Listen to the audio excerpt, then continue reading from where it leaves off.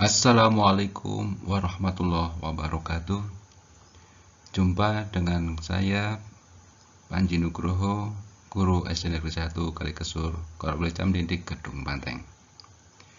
Bapak Ibu yang kami banggakan, kali ini kita akan menyampaikan aksi nyata topik Merdeka Belajar. Tentu hal ini menjadi momok bagi para guru saat ini untuk bersama-sama mengembangkan diri, mempelajari apa itu merdeka belajar, merdeka mengajar. Baiklah, untuk menyingkat waktu, marilah kita awali terlebih dahulu dengan membaca suratul Fatihah.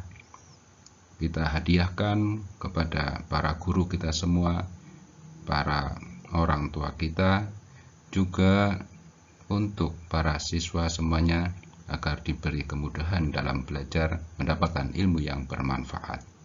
Al-Fatihah. A'udzubillahi minasyaitonirrajim. Bismillahirrahmanirrahim. Alhamdulillahirabbil alamin. Arrahmanirrahim. Maliki yaumiddin. Iyyaka na'budu wa iyyaka nasta'in. Ihdinas siratal mustaqim. Siratal ladzina an'amta 'alaihim ghairil maghdubi 'alaihim waladdallin. Amin. Baiklah Bapak Ibu, kita mulai saja untuk slide yang pertama ini dengan sebuah pertanyaan. Tahukah Bapak dan Ibu apa itu merdeka belajar? Merdeka belajar adalah suatu pendekatan yang dilakukan supaya siswa bisa memilih pelajaran yang diminati. Kemudian, apa saja yang perlu dipahami dalam merdeka belajar? Kita ikuti slide selanjutnya. Bapak Ibu, apa saja yang perlu dipahami dalam merdeka belajar? Yang pertama, mengenali dan memahami diri sebagai pendidik. Tentunya kita sudah seringkali berusaha untuk mengenali diri kita sendiri, bagaimana kemampuan kita, apa yang bisa kita lakukan untuk memajukan dunia pendidikan, materi apa saja yang ada dalam tugas kita, sejauh mana kita mampu untuk menyampaikannya. Selanjutnya, mendidik dan mengajar.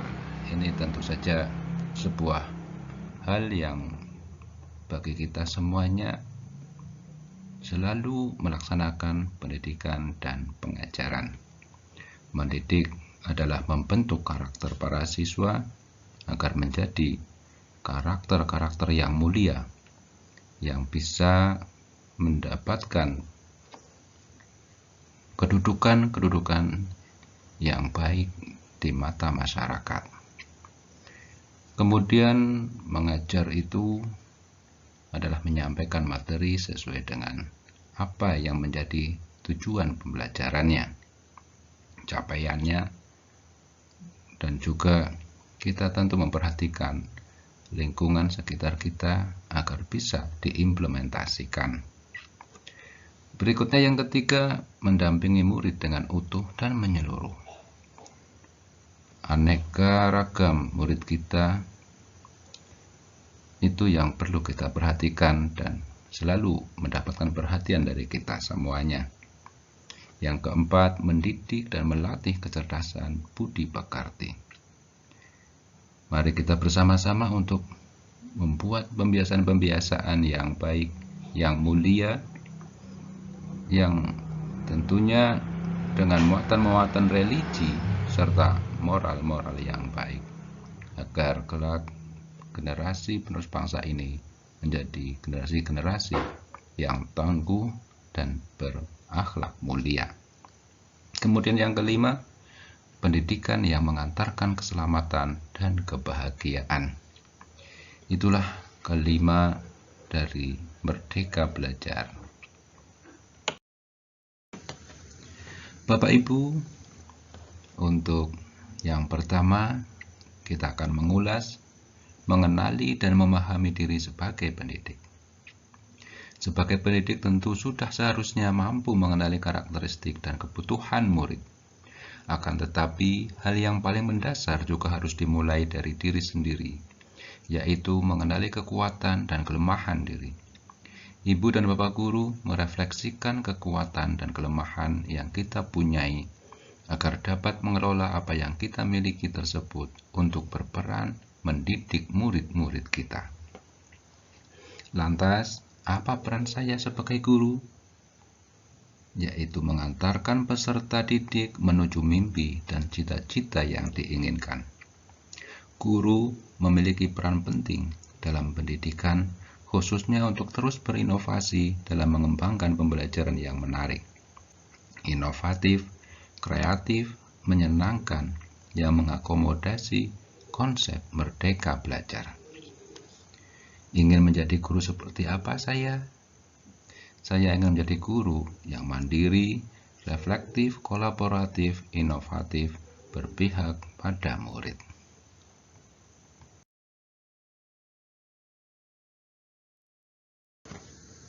Berikutnya yang kedua, mendidik dan mengajar. Mendidik menyeluruh, yaitu sekolah dan pendidikan merupakan bekal untuk murid kita mengisi masa depan. Guru harus mampu mewujudkan dan mengembangkan 3 aspek dalam diri anak.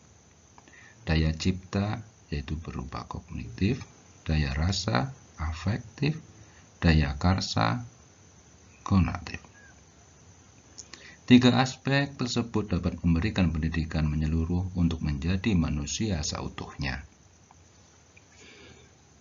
Kemudian pendidikan selama 1 abad. Mewariskan nilai dan budaya masyarakat yang relevan dengan masa kini, mengembangkan sesuatu yang dibutuhkan saat ini dan masa depan, menilai dan memilih sesuatu yang relevan atau kontekstual sebagai kontrol sosial.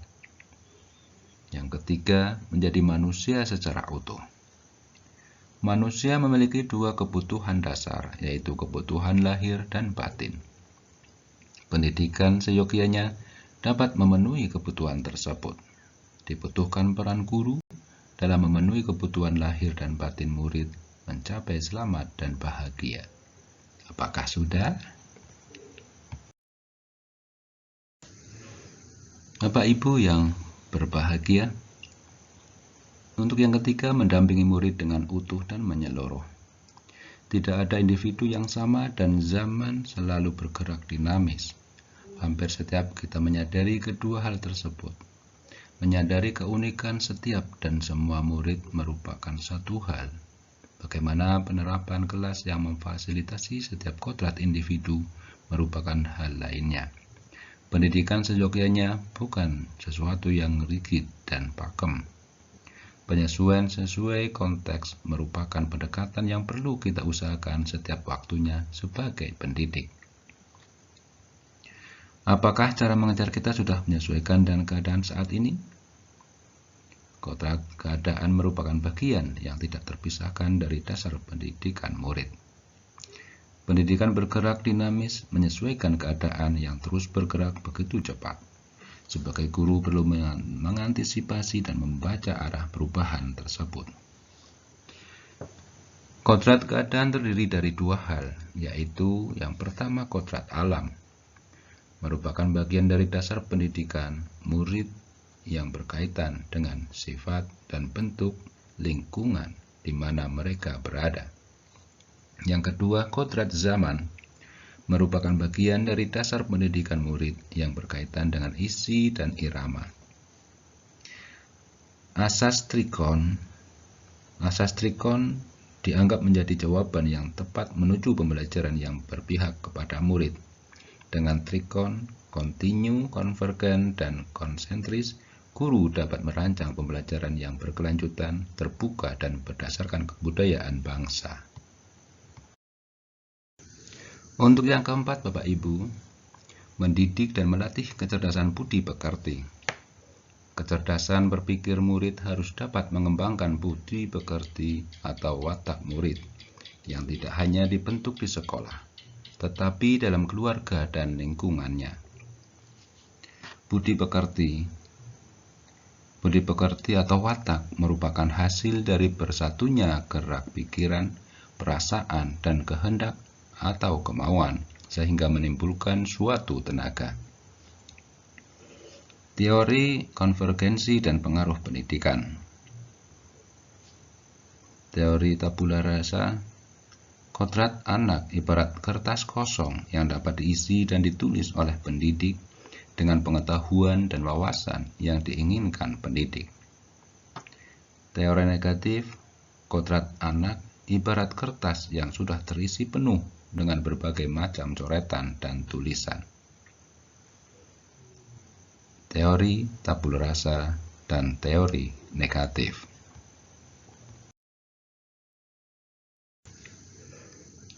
Untuk yang kelima, pendidikan yang mengantarkan keselamatan dan kebahagiaan. Mengantarkan murid selamat dan bahagia. Mewujudkan fungsi pendidikan di mana guru tidak hanya mengajarkan materi pelajaran, tetapi mendorong murid untuk menemukan pemahaman bermakna yang relevan dengan kehidupannya untuk membantu murid mencapai selamat dan bahagia. Sistem Among memberikan contoh tentang baik dan buruk tanpa harus mengambil hak murid agar bisa tumbuh dan berkembang dalam suasana batin yang merdeka sesuai dengan dasarnya. Merdeka Belajar Abad 21 menjadi pembelajar sepanjang hayat. Sebagaimana dalam ajaran agama Islam pun, Rasulullah telah memerintahkan kita untuk selalu belajar dari ayunan hingga ke liang lahat. Kompetensi abad 21 menjadi kompetensi yang perlu dimiliki murid untuk menghadapi tantangan-tantangan ke depan. Untuk mencapai itu, pendidikan yang memerdekakan murid menjadi salah satu cara murid merdeka dalam belajar, menggali keingintahuannya dengan bimbingan guru.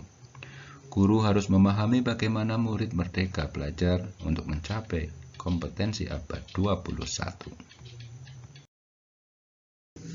Bapak Ibu, kita masih dalam ulasan yang kelima, pendidikan yang mengantarkan keselamatan dan kebahagiaan.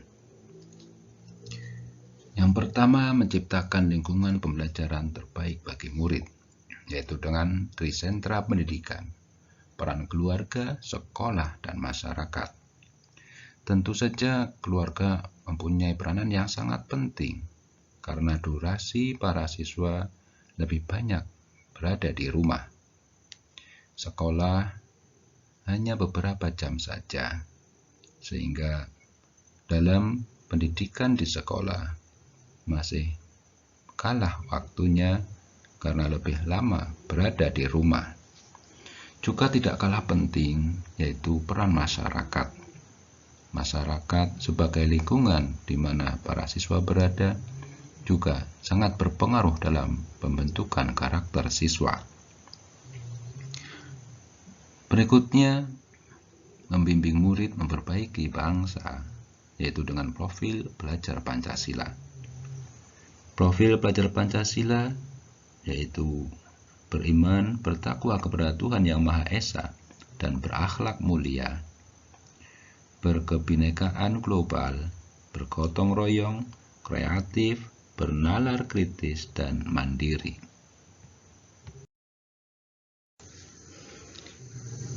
Ki Hajar Dewantoro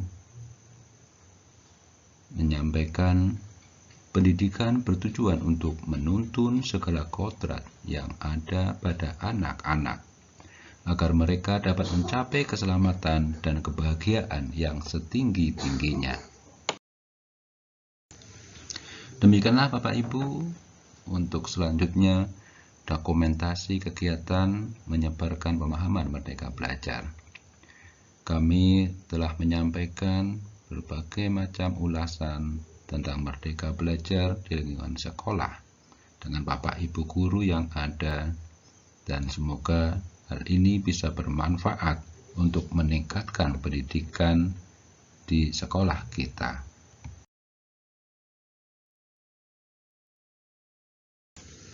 Selanjutnya, Bapak Ibu bila berkenan silahkan Bapak Ibu akses https://bit.ly/panji-umpan-balik. Silahkan untuk forum umpan balik presentasi ini. Bapak Ibu silahkan berkomentar. Untuk aksi nyata topik Merdeka Belajar, menyebarkan pemahaman Merdeka Belajar. Sedikit kami sampaikan umpan balik dari rekan sejawat di sekolah kami. Yang pertama dari Ibu Medianovari SPD. Beliau adalah seorang guru kelas. Dari hasil paparan yang sudah disampaikan, saya pikir apa yang saya laksanakan sudah bagus. Ternyata masih banyak pembenahan. Langkah kecil yang akan saya lakukan setelah ini adalah membenahi aksi nyata yang kurang betul. Dari Ibu Susiana Ratikawati SPD, guru kelas. Sangat menginspirasi. Ternyata memang benar-benar sangat bagus dan inspiratif. Saya akan belajar membuat konten pembelajaran yang dapat meningkatkan mutu pendidikan. Berikutnya dari Ibu Martuti SPD, seorang guru olahraga. Itu bisa dilakukan dengan mudah dan gampang, tapi ternyata memang butuh ketelitian yang sangat jeli. Saya akan lebih teliti lagi dan merubah menjadi yang lebih baik. Dari Ibu Darsiti SPD, seorang guru kelas. Dari paparan yang disampaikan saya pikir sangat jelas dan sangat menginspirasi. Langkah kecil yang akan saya lakukan adalah harus belajar untuk maju dalam pendidikan yang lebih baik.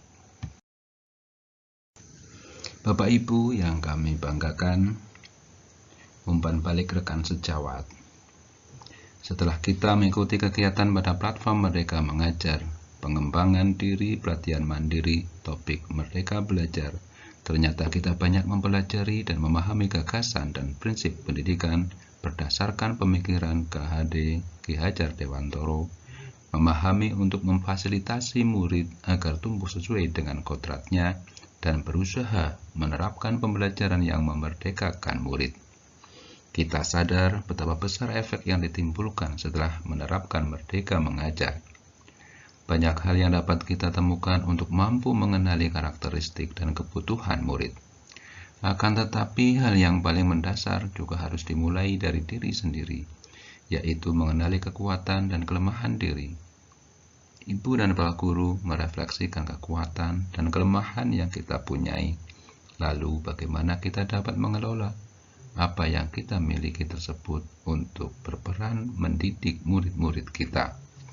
Sebagai guru, kita harus mengakui bahwa setiap peserta didik memiliki banyak ragam keistimewaan sesuai dengan versi terbaiknya.